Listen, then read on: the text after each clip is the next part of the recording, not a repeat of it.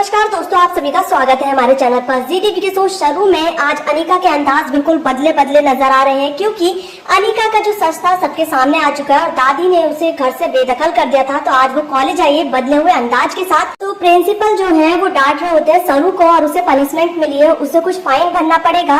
लेकिन यहाँ पर दादी आती है और दादी कहती है कि जो भी कुछ हुआ है सबके सामने आ चुका है। तो जब अनिका ने अपनी गलती मान ली थी तो ये फाइन भी अनिका भरेगी।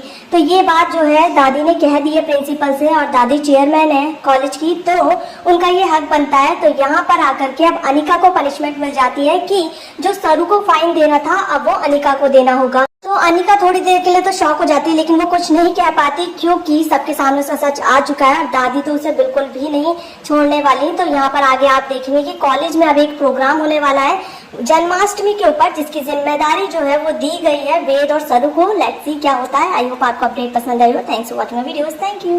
আমরা হবে হাক বাজাতে ভাত খামো তো যাই হোক এই সারও দেখবার চাইলে চ্যানেলটাকে সাবস্ক্রাইব করুন। কত বুঝবেন না আপনারা বাংলা ভাষা কইতেছি।